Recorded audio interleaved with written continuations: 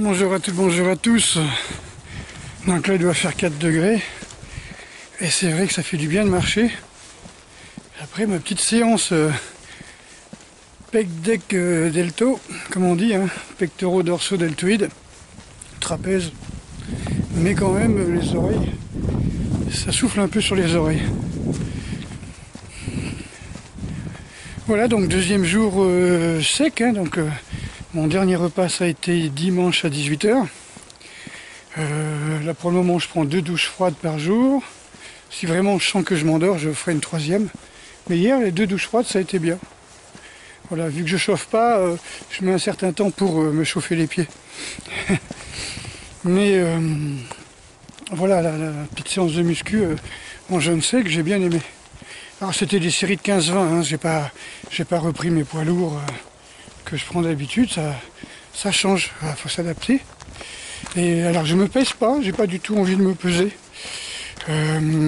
Par contre, ce matin quand je suis descendu chercher le courrier, j'ai vu que à fur et à mesure que je descendais les escaliers, boum boum boum, j'avais le pantalon qui baissait quoi. Donc ça veut dire que j'ai perdu quelques tailles de pantalon et ça m'arrange. Parce que j'avais des très bons habits d'hiver que je pouvais plus mettre tellement j'avais pris de masse quoi. Et moi mon but c'est pas vraiment prendre de la masse quoi. Donc il faut du muscle, hein. il faut une tension dans les muscles de façon à pouvoir stresser le squelette, à faire une pression sur le squelette pour garder un maximum de calcium dans les os. Et on sait par exemple les gens qui restent assis, qui ne bougent plus, qui sont longtemps alités, eh bien, ils commencent à faire de l'ostéoporose, surtout après un certain âge, quoi. Donc là, le principe, en fin de compte, pourquoi je continue à 63 ans à faire de la muscu très régulièrement, pourquoi je m'entraîne tous les jours au moins un minimum 2 heures, en tout, hein, pas forcément que de la muscu au poids, c'est tout simplement parce qu'il faut stresser le muscle si on veut comprimer les os pour que le corps fasse plus d'ostéoplastes que d'ostéoblastes. Voilà. On sait que les cosmonautes ont une perte osseuse et une perte musculaire dans l'espace, justement parce qu'ils n'ont pas ce stress comme ils sont en apesanteur. Voilà, donc le réveil est un peu dur, hein, c'est vrai. À chaque fois que je fais les jeûnes comme ça, enfin quoi que c'est la première fois que je fais un jeûne sec en hiver. J'ai déjà fait un jeûne de 10 jours entre Noël et le 1er de l'an, en 92, où j'avais perdu 12 kilos. Mais on marchait toute la journée. J'étais avec un pote de Paris, là, on avait marché toute la journée. Et oui, c'est vrai qu'on marchait, on faisait que ça, quoi. Alors je sais pas si vous avez vu là, pour revenir aux actualités, ils veulent vacciner les profs. Et ça c'était une évidence, hein, j'en ai déjà parlé. C'est évident qu'ils demandent aux profs d'être vaccinés vu qu'ils sont en contact avec du public. Alors moi ce que je comprends pas c'est pourquoi ils exigent par exemple que tout le monde en EHPAD soit vacciné. Parce que si le personnel soignant est vacciné et que 80% du personnel comment on appelle ça, des résidents en EHPAD sont vaccinés, alors il n'y a pas besoin que 100% des gens soient vaccinés. Voilà, je vous dis ça parce que j'ai des nouvelles. Alors, j'ai dû virer des gens sur mes pages Facebook parce qu'ils mettent en doute ce que je dis. Et ce que je dis, c'est des infos que j'ai par des gens que je connais, donc qui sont en EHPAD et qu'on leur a dit qu'ils seraient enfermés, qui n'auraient plus accès au réfectoire et tout s'ils refusent d'être vaccinés. Ils ne pourraient plus se balader dans les couloirs. Alors peut-être que toutes les EHPAD font pas ça. Je vais couper, je vous reprends plus tard. Oui, il y avait des élagueurs avec leur tronçonneuse qui faisait pas mal de bruit, donc j'ai préféré couper maintenant que j'ai compris comment recoller les films rapidement. Voilà. Donc j'ai des infos de gens qui me disent, qui me téléphonent en me disant que voilà, leurs cousins, leurs leurs parents, on les bloque, on les menace. J'en ai même vu qu'on les attachait au lit directement, pour pas qu'ils aillent dans les couloirs. Bon, je dis pas que c'est tout le monde. Il y a un truc que je comprends pas sur Facebook, parce que avant, en tout cas, c'était pas comme ça.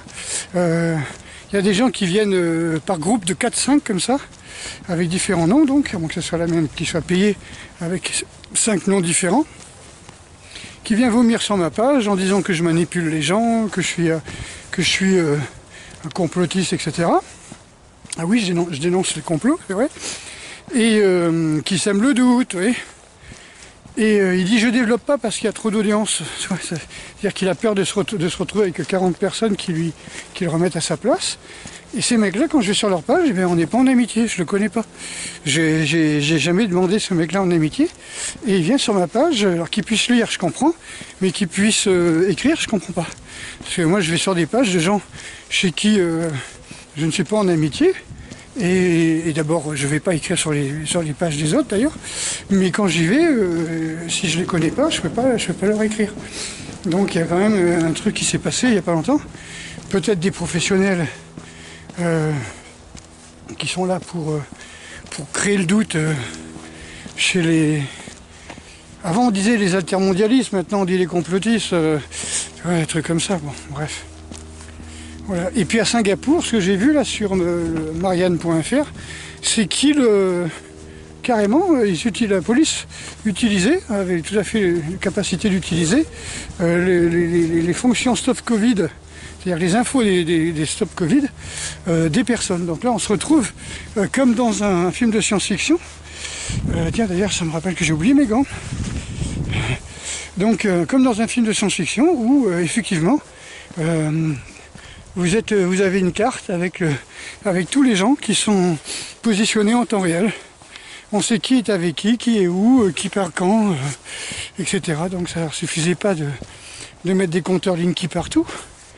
Qui, je rappelle maintenant, après la cour de Bordeaux, hein, d'après le jugement qu'il y a eu à Bordeaux, que Linky n'est pas obligatoire, qui n'a jamais été obligatoire. Voilà. J'ai beau l'expliquer à une cinquantaine de personnes. Ah oui, mais c'est obligatoire, oui, ça mais quand quelqu'un vous dit que c'est obligatoire alors que ça ne l'est pas, ça mérite un procès, ça, parce que c'est de l'abus de faiblesse pour les personnes âgées. C'est comme celle qui s'est fait vacciner, quoi. Les vieux qui sont vaccinés. C'est de l'abus de faiblesse.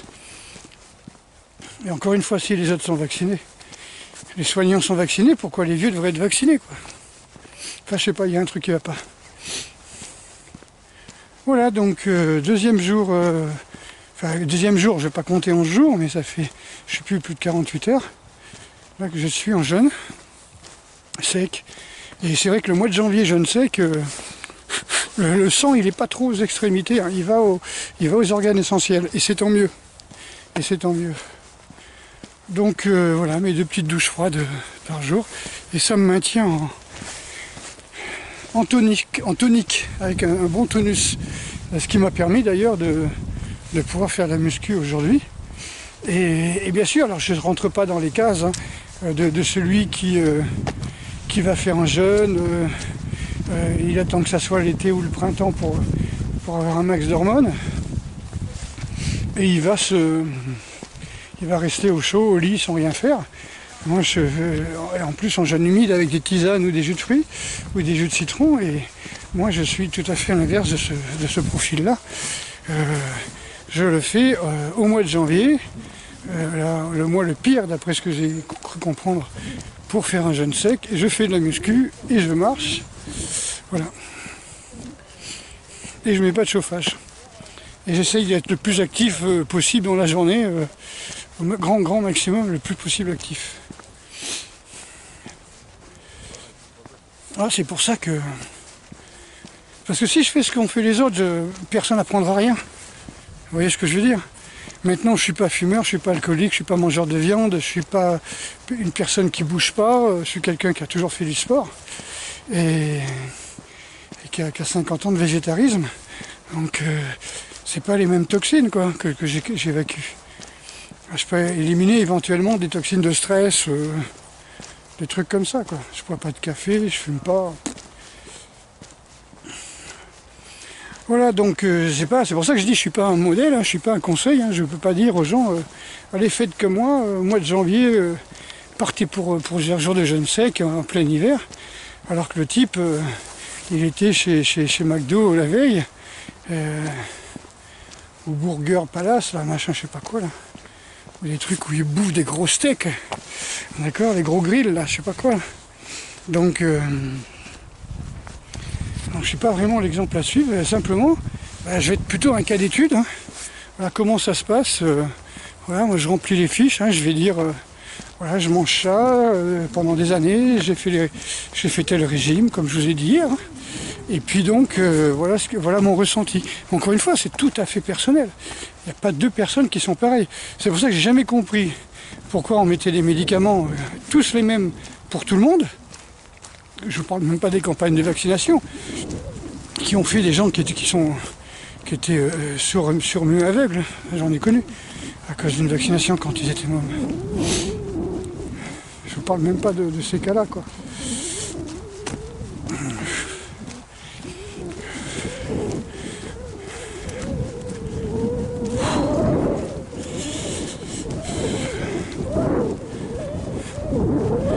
Donc déjà, bonne question.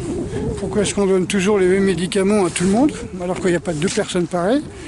Et surtout, ce qui m'a toujours étonné, c'est vous avez des médicaments avec des bandes rouges, on dit surtout, il ne faut pas le prendre, il faut le prendre sur prescription, sinon c'est dangereux. Alors ce serait dangereux pour des gens qui sont malades, donc affaiblis, mais non, ce serait dangereux pour des gens qui sont en bonne santé, mais ça guérirait des gens qui sont malades, donc affaiblis. Je ne sais pas.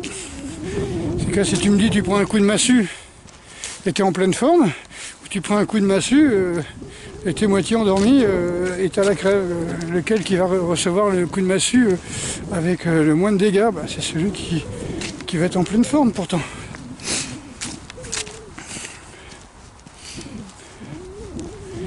Voilà, donc écoutez, là je vais finir ma petite balade. Et puis je vous souhaite une très bonne soirée, parce que je vais mettre cette vidéo là avant que la nuit tombe. Voilà, donc là, 48 heures de jeûne, aucune séquelle. Parce qu'on me dit toujours, vous savez, moi, on me l'a fait le coup des... On ne peut pas rester plus de 3 jours sans boire, 3 semaines sans manger et 3 minutes sans respirer. Alors que vous avez des gens qui font des apnées pratiquement de 10 minutes, qui font des... Comment on appelle ça, des jeûnes secs de 10-20 jours, donc sans boire. Et Nathalie Boisseau, dans son livre sur la physiologie du sport, explique que n'importe quelle personne qui fait 70 kg a 40 jours de jeûne en énergie dans son corps. Elle ne parle pas de jeûne sec, hein, mais on a 40 jours d'énergie, de graisse, même quelqu'un qui fait seulement 70 kg. Donc quelqu'un qui fait 90 kg ou un Américain de 14 ans qui fait 130 kg, par exemple, ils ont, avec l'énergie qu'ils ont, quoi, à 14 ans, enfin c'est vrai qu'ils sont sur Ritaline très tôt, mais bon, on va dire qu'ils ont au moins 2 mois minimum, 2 mois, voire plus de capacité de jeûne tranquille, quoi, vous voyez. Donc c'est quelque chose qui m'a toujours étonné, cette règle des 3 que j'ai répété, hein, que j'ai enseigné, répété à l'armée et puis et dans message de survie. Donc je ne sais pas où c'est qu'ils ont trouvé ça. Voilà. Ils ont dit tiens on va prendre 3. Vous voyez comme on nous a dit il ne faut pas être plus de 6 à table. Ouais. Voilà. C'est des chiffres comme ça, alors que c'est totalement fou.